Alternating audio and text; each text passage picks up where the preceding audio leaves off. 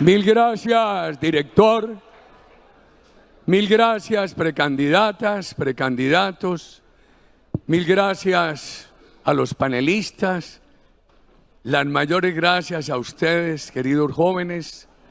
Mil gracias a todo el equipo organizador, a todos ustedes, queridos asistentes. Los problemas de Colombia no son recientes, pero ahora se están agravando. La violencia.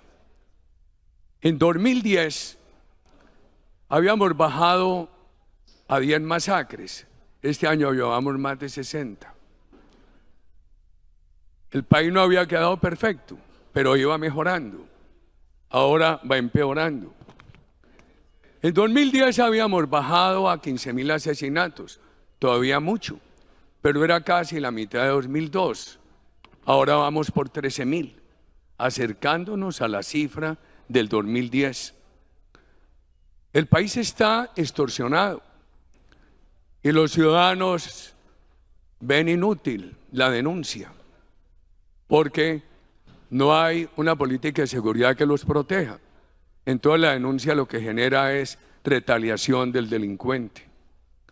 Ya dijeron los precandidatos cómo ha crecido el narco, qué paz va a haber si la economía ilegal sigue creciendo. ¿Qué ha pasado con la población? Si estudiamos cifras de migración Colombia, de los Estados Unidos y otras, entre los años 22-23 y lo proyectado a 31 de diciembre, habrán salido 2 millones de colombianos sin tiquete de regreso. Eso le ayuda mucho al gobierno, porque la mitad es población económicamente activa. Luego hay una cifra no real de desempleo, sería mucho mayor. Las tasas de interés. En una invitación que me ha hecho el doctor Laforí para dentro de 15 días en Barranquilla, que tendría un espacio para mirar todo esto. Pero además de todos estos problemas, veamos lo siguiente. Hay una medida que se llama ENVI. Eso indica cuántos puntos de tasa de interés más tienen que pagar los países para colocar sus bonos en relación con lo que pagan los Estados Unidos. Solamente voy a comparar a Colombia con Argentina. En enero de este año, Argentina tenía que pagar 1.906 puntos más. Hoy 817.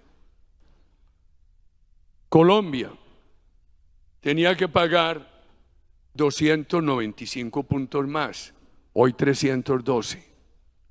Mientras Argentina está valorizando sus bonos, Colombia los desvaloriza. Otro problema bien grave para la inversión. ¿Por qué nos extraña entonces esa gran caída de la inversión? Inversión extranjera cayendo el 12, el 18. La formación bruta de capital, la inversión en maquinaria y equipos en Colombia cayendo por encima del 20%. Claro que al gobierno lo salvan unas loterías que no dependen del gobierno. La cosecha cafetera. Una cosecha récord en calidad, en cantidad y en precio. Los colombianos del exterior este año remesan al país alrededor de 12.000 millones de dólares. Yo no creía esa cifra. Para comprometerme públicamente con ella, he estado preguntando en el Banco de la República, comprométase, es verdad, por favor. El oro, ¿cuándo iba a pensar mi generación que veríamos oro a $2.700 la onza Troy? Por Dios, y 300.000 hectáreas de narcotráfico. Esto, lo legal y lo ilegal, mitiga la destrucción de la economía, la va aplazando, no la evita. Los subsidios son insostenibles. Puede que ahora, puede que más adelante, puede que no se note para elecciones, pero tarde que temprano vamos a ver una gran agudización de la pobreza.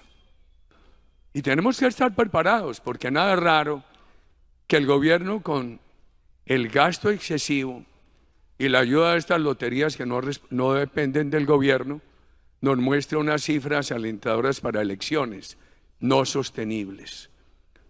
Ahí dependerá, para el tema electoral, nuestra capacidad pedagógica. Las reformas, que vamos a hablar de ellas, solamente un punto. La semana pasada, los medios de comunicación hablaban de un gran aumento en la venta de las pólizas privadas de salud ante el deterioro de la salud. ¿Quién las puede comprar? Las personas con dinero. ¿Qué va a pasar con los pobres? Que se los trague la tierra. Esta mañana, aquí, antes de empezar el foro, nuestros compañeros del Congreso nos hablaban de que los subsidios de vivienda social se reducen a nada. Y ustedes nos han dado en este foro una gran esperanza de cómo Colombia debe resolver el problema energético. Hemos asistido hoy a un foro de extremos, de los extremistas. Hemos asistido a un foro de personas extremadamente preparadas, por eso son extremistas. Hemos asistido a un foro de personas extremadamente estudiosas, por eso somos extremistas.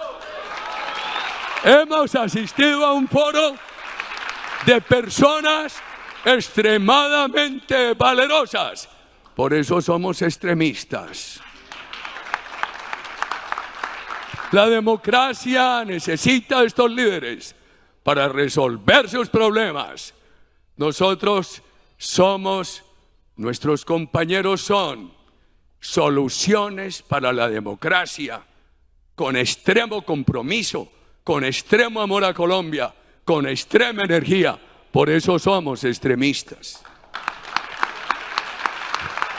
Este es un partido doctrinario. ¿Cuáles son los 5 elementos? El primero. ¿Quién dijo seguridad? El segundo. En los elementos del partido. Confianza inversionista. El tercero. Cohesión. Con el tamaño del Estado que decimos. Pequeño. Hoy celebramos lo de Milei. Y a mí me da mucha tristeza que en un gobierno lleno de imperfecciones como el que pudimos liderar se redujo el tamaño del Estado en 6 puntos del PIB y ahora es gigante. Y el diálogo comunitario. Por ejemplo, nuestros compañeros ahora hablaron también de soluciones de mercadeo social en el tema de la energía. Eso ayuda mucho a resolver el problema de los asentamientos informales y la fricción permanente entre la tarifa y la comunidad. Si el diálogo social lleva a todos esos acuerdos con las comunidades informales, se resuelve mucho problema. Si el diálogo social lleva a que los veedores en nombre de la comunidad, los vocales de control, en lugar de ser personas lanzadas contra la empresa, sean los que hagan acuerdos de las empresas con las comunidades, cobren, que también puede ser con unos sistemas de energía prevendida, se ayuda muchísimo.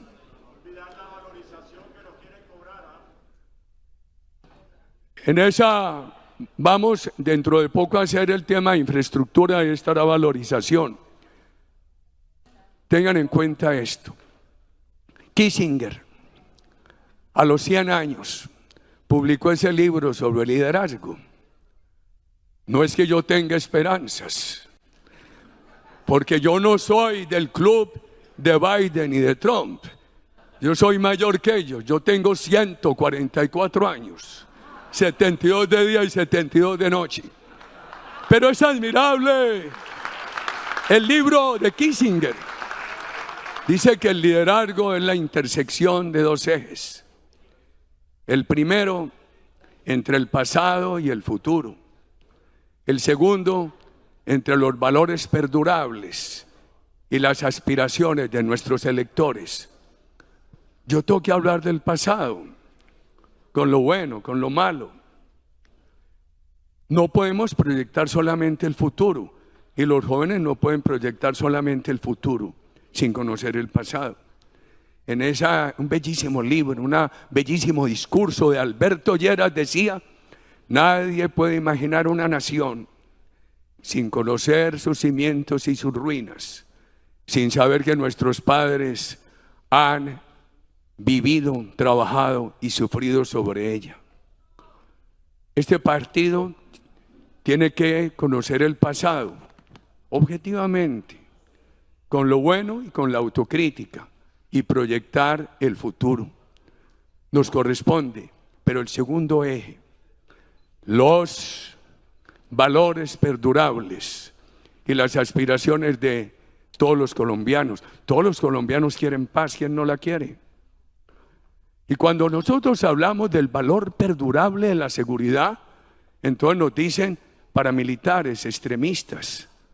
Nos toca a nosotros hacer una gran pedagogía.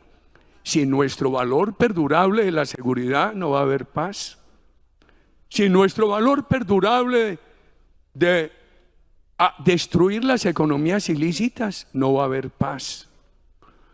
Que el partido de las empresas, de los ricos, de los empresarios, ¿cómo distorsionan? Nuestro valor perdurable es el emprendimiento individual, el emprendimiento privado. Apoyar por igual a la señora que vende mangos en la esquina, el emprendimiento del joven, la mediana, la pequeña, la grande empresa, la extranjera y la nacional.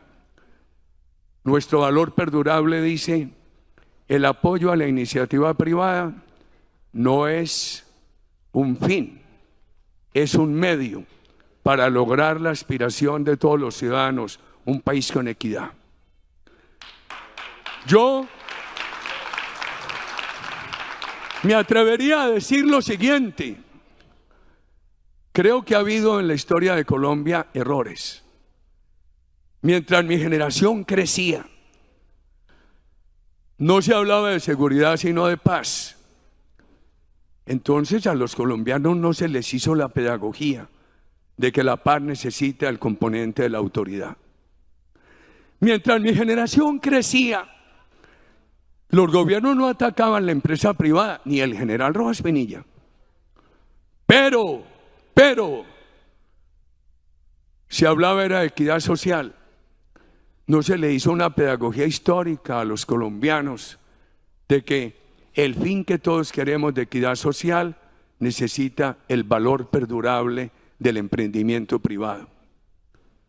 ¿Por qué he traído estas expresiones elementales hoy? Porque nosotros vivimos en campaña. A mi señora una vez le preguntaron: Álvaro, ¿cuándo empieza campaña? Dijo: nunca deja de hacerlo. Pero hoy es un hito muy importante en esta campaña y tenemos que estar bien preparados.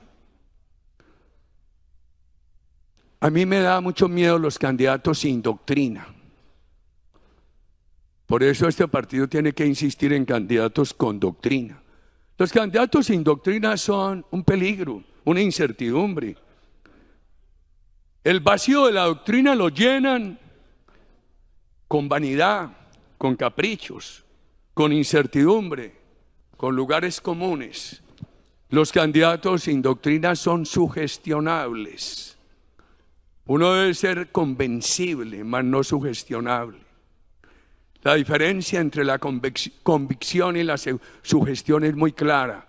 La convicción es por argumentos, la sugestión es por debilidad, por falta de conocimiento, por falta de compromiso doctrinario. Nosotros hemos asistido a un foro de 5 líderes extraordinarios y he querido traer del profesor Cotter algo que ustedes me han oído Santiago decir en las universidades. 3 características del líder: la honestidad, la energía y la competencia. La competencia es la acumulación de conocimientos. Uno nunca puede dejar de estudiar. Este partido es un partido que tiene que vivir en un proceso permanente de aprendizaje. Julio Bahamón, te aprecio mucho, muchas gracias por estar aquí. Compañero de Luis Carlos Galán. Pero el líder tiene que tener honestidad y energía. Imaginemos un líder con conocimiento y con energía, pero sin honestidad, un peligro. Pero vamos a ver otros tipos aspiracionales de liderazgo.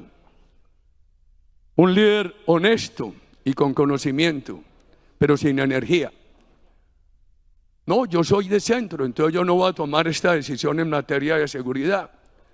No, yo soy de centro, entonces yo no voy a tomar esta decisión en materia de inversión.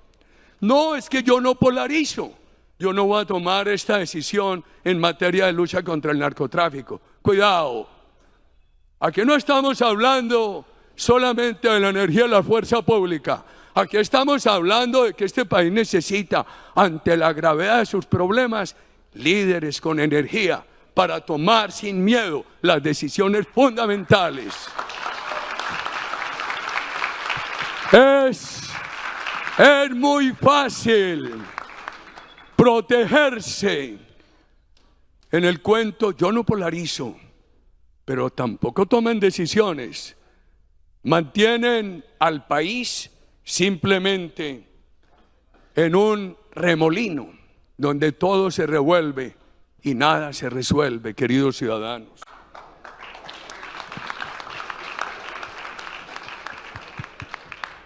Pero hay que poner mucho cuidado en que el conocimiento sea un conocimiento de preparación y de intuición. Esto no puede ser simplemente por intuición. Y el estudio exige un gran complemento, que es el desarrollo del sentido común. Buscar también que el estudio se apoye en la intuición. Y se necesita muy buena comunicación. Este foro especializado ha llevado a que escucháramos a nuestros precandidatos en el tema especializado de energía. Eso es una garantía al país. Es una comunicación. Por ejemplo, si nos hubiéramos convocado hoy a un foro para hablar de todo, no habríamos pasado unos discursos de lugares comunes. ¿Eso siembra credibilidad? Yo creo que no. En cambio, si vamos con una comunicación paso a paso, hoy el tema de la energía, en Bogotá el tema de la seguridad, después el tema de la salud, el tema del tamaño del Estado, nosotros vamos aprendiendo. Y además, el país tiene razones de credibilidad. Y hay que poner mucho cuidado. Mire,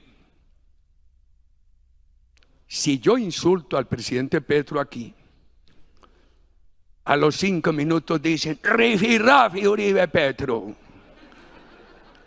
Y nada de lo bueno que se ha dicho aquí sale. Estos candidatos, estas señoras, estos jóvenes, hicieron unas exposiciones magníficas en un tema difícil, en un tema muy difícil. Eso es lo que hay que proteger. Eso es lo que tienen que titular los medios. Porque el periodista, y yo los comprendo, busca es el titular morboso.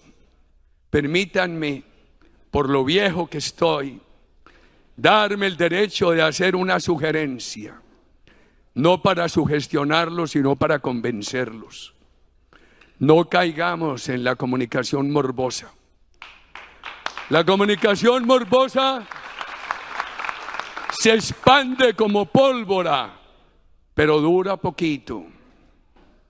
Como dijera el Libertador, me tocó la misión del relámpago, romper por un instante las tinieblas y fulgurar apenas sobre el abismo. La comunicación morbosa fulgura un momento, pero no deja nada en el abismo. nosotros necesitamos dejar credibilidad. Y pongan cuidado con esto. Nuestros candidatos son muy inteligentes, pero el periodista no se queda atrás. Entonces el periodista busca sacarles una frase morbosa, que en lugar de que al pueblo colombiano llegue el elemento de credibilidad, llega es el elemento de discordia o el elemento de la agresividad personal.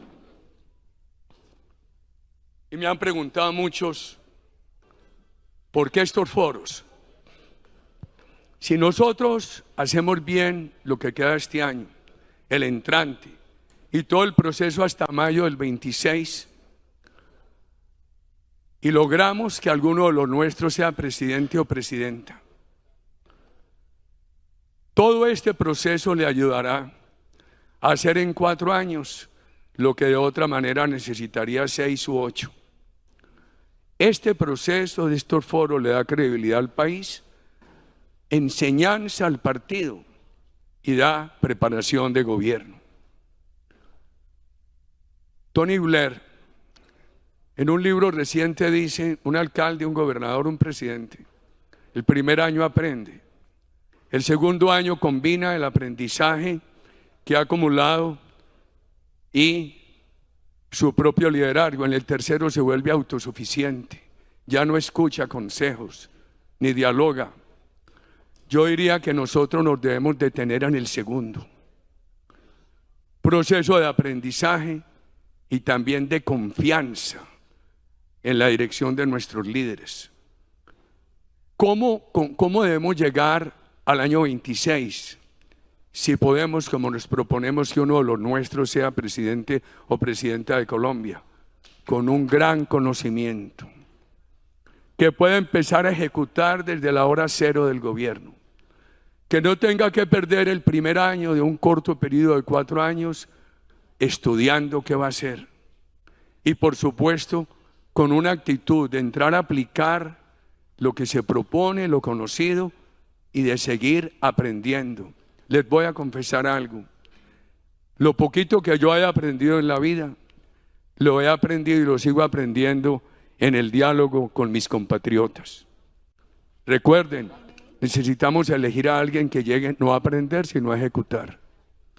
Si lo logramos, en 4 años, un presidente o una presidenta nuestra hará un gobierno excelente que de otra manera necesitaría 8 años. Por eso estos foros específicos, no en lugares comunes. Este es un partido democrático, de matices unidos por lo fundamental. Lo fundamental son esos principios a los cuales nos referimos. Hay temas materiales y también culturales. No podemos dejar de hablar de los temas culturales, sobre todo por esta nueva generación, por quien tenemos las mayores responsabilidades. Nosotros estamos en contra de la ideología de género y de las teorías identitarias. Y cuidado, los progres, que es la autodenominación elegante de los neocomunistas, también se dividen, porque les parece muy importante hablar de las teorías identitarias, de ideología de género, pero su base no los acompaña en eso mayoritariamente. María Corina hizo algo muy importante. María Corina evolucionó de la lucha contra Chávez y la base chavista a la lucha contra la cúpula chavista y la unidad de la base chavista con la oposición. Nosotros tenemos que llegarle a la base de aquellos que han apoyado a aquellos progres frente a quienes nos oponemos. Hay temas muy complicados, por ejemplo la droga. Hace pocos días Axel Kaiser, que yo lo recomiendo mucho porque cuando yo estaba en la universidad, todo lo que se escribía y se enseñaba era Hoy en esa época lo hubieran llamado los libros de los progres. Todo era comunismo, todo era comunismo. Y yo creo que Axel Kaiser ha demostrado que no solamente es la fuerza de trabajo la que genera valor, sino también la imaginación del empresario, su dirección, su trabajo, su ahorro. Pero Axel Kaiser me decía, estamos de acuerdo en todo, menos en la droga. Porque yo le dije, yo no estoy de acuerdo con la legalización. Afortunadamente eso se está hundiendo otra vez en el Congreso.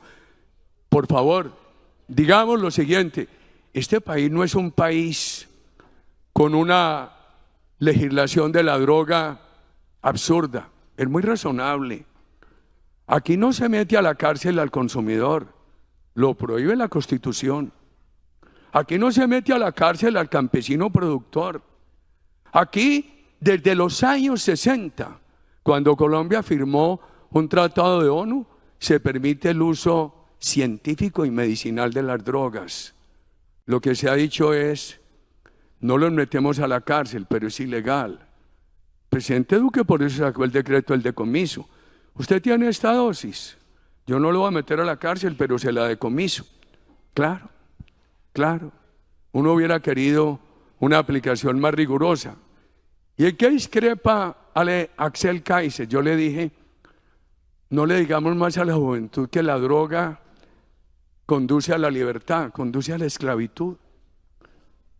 Mientras más posibilidades de droga demos, más esclavo es el ser humano. Rectores universitarios me han dicho lo siguiente, ténganlo en cuenta, porque estos son debates de esta campaña. Aumenta el número de jóvenes deprimidos en las universidades, con tentativas de suicidio, derivadas de tensiones, de dificultades en la familia y de droga. A mí me parece funesto un joven sin la protección de una familia cuya primera preocupación sean sus hijos, con el aislamiento de las redes, o que solamente estudie con inteligencia artificial, se sienta solitario y que le revuelva droga. Eso es muy grave. Y el individuo se va enajenando. La droga conduce a la alienación.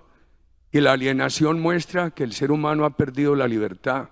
La libertad del ser humano se deriva de su capacidad de controlar su voluntad para tomar decisiones.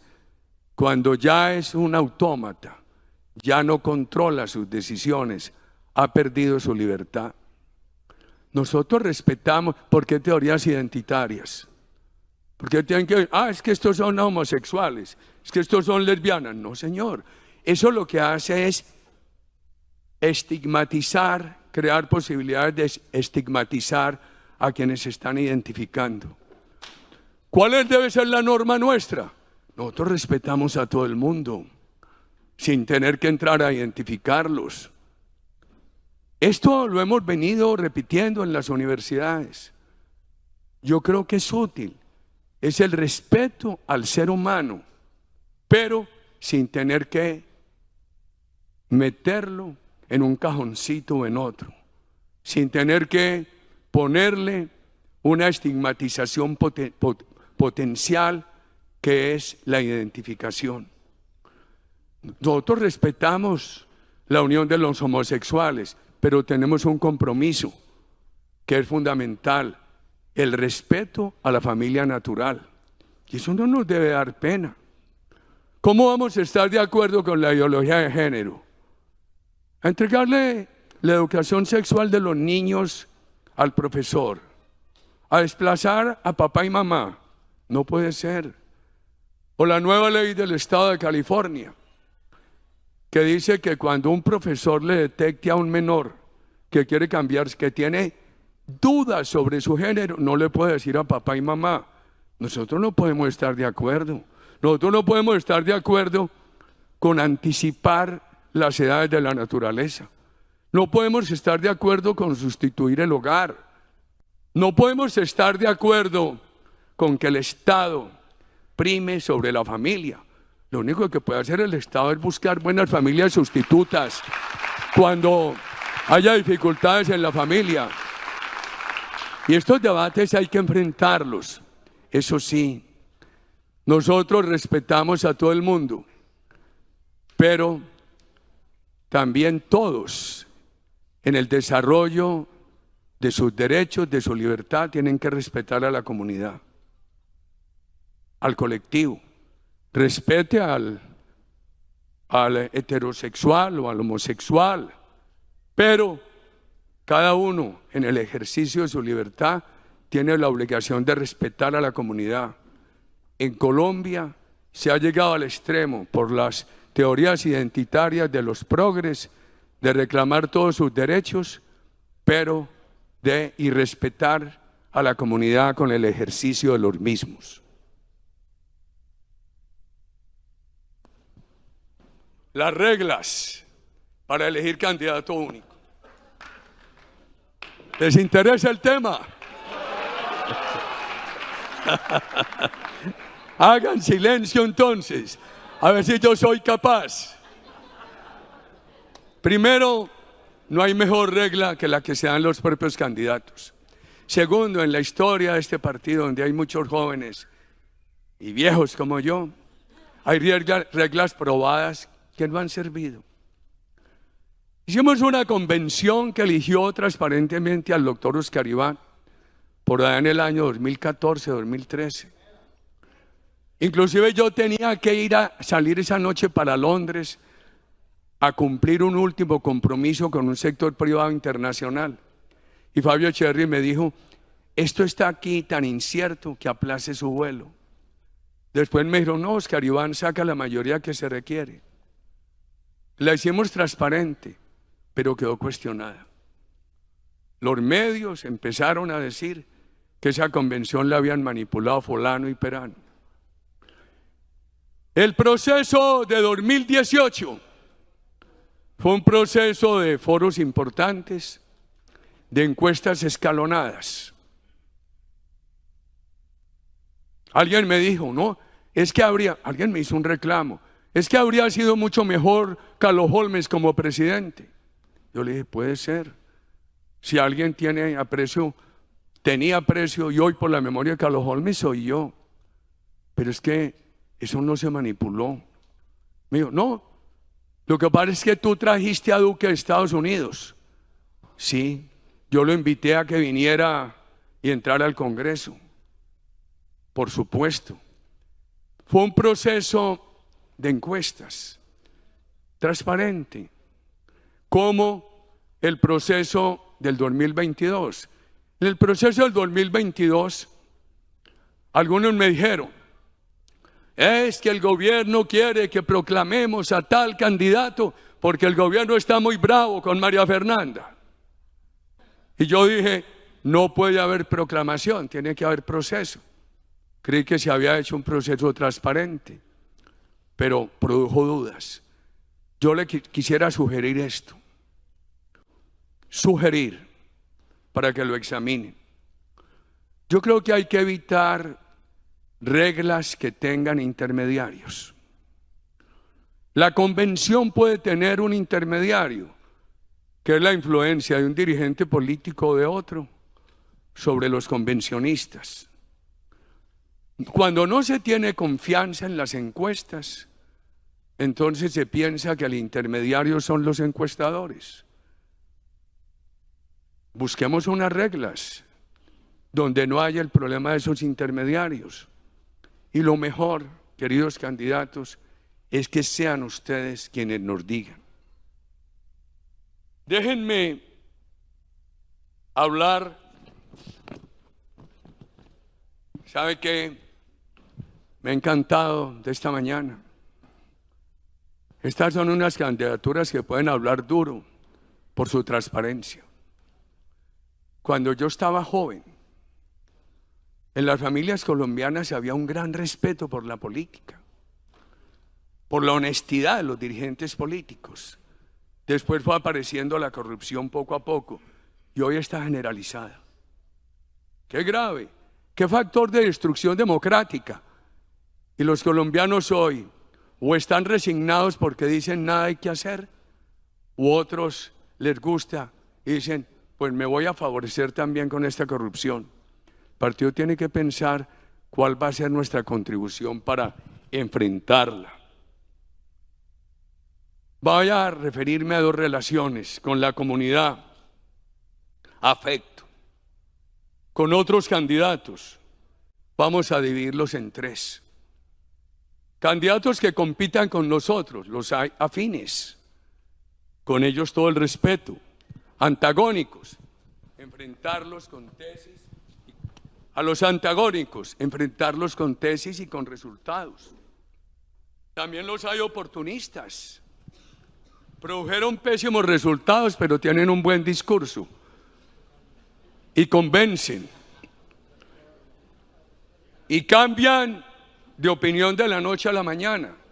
Hay que tener flexibilidades sin alterar los principios, sin esas volatilidades. Eso sí, con la comunidad, todo el cariño. La polarización. Este país le vienen diciendo, no, necesitamos los del centro, que no polarizan. Cuidado. Este es el país que necesita hoy ideas claras y prepararse para decisiones fuertes. Si eso es lo que llaman polarización, a mí me parece muy grave, porque eso es lo que necesita el país. Pero entonces llegan unos a decir, es que somos el puro centro. Recuerdo lo que decía Gaitán, te debe chocar mucho, María Fernanda, pero lo voy a repetir. Le temo a la anemia ideológica del republicanismo.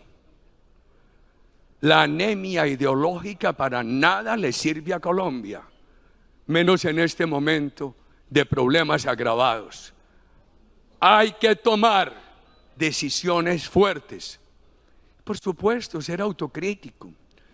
Cuando yo los escuchaba a ustedes sobre Ecopetrol y alguien de los panelistas les preguntó, mencionó el proceso de 2007 sobre la capitalización, en el cual entraron 500.000 colombianos a capitalizar a Ecopetrol, hay una decisión equivocada mía.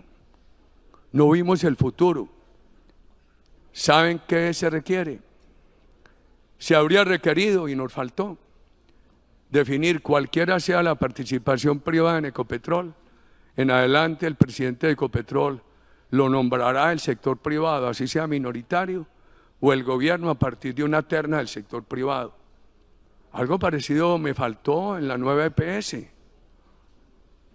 Debimos haber dicho, así las cajas de compensación sean minoría, son las que tienen que nombrar el presidente de la nueva EPS. O si quiere el gobierno, pero por terna que pasen las cajas de compensación. Por ejemplo, los candidatos hablaron de la seguridad jurídica. Alguien mencionó que el presidente Milei hoy está dando una ley de estabilidad como la nuestra. Les voy a hacer la autocrítica. Primero, el gobierno que nos sucedió la derogó y solamente quedaron 69 contratos de estabilidad que en términos generales se han respetado. ¿Cuál fue mi error? Fuimos muy exigentes en los niveles de inversión para poder gozar del privilegio de hacer esos contratos de estabilidad. ¿Qué recomendaría yo? La seguridad jurídica hay que dársela a la pequeña, a la mediana, a la gran inversión, a toda. Nosotros nos equivocamos porque se la dimos, siquiera se la dimos, pero quedó muy restringida porque apenas fue para la gran inversión. Distingamos entonces la polarización conceptual de la polarización personal, de la agresión personal. ¿Por qué nosotros no vamos a hablar de nuestras profundas diferencias con este gobierno? Entonces somos polarizantes por eso. Estamos haciéndole un servicio, lo hacen nuestros candidatos a la democracia.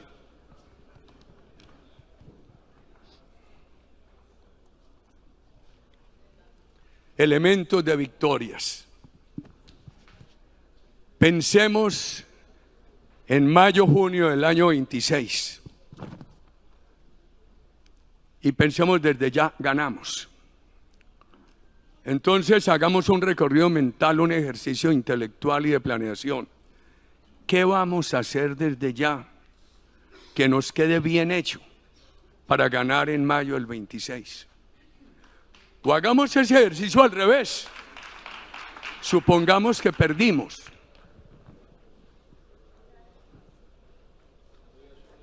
Supongamos que perdimos. Entonces hagamos ya un ejercicio que diga, estamos situados en mayo del 26, perdimos. ¿Qué errores cometimos? Anticipemos esos errores desde ya para no cometerlos y poder tener una cadena de aciertos que nos permita ganar. Se lo ruego. La victoria es muy grata, pero obtenerla es muy difícil.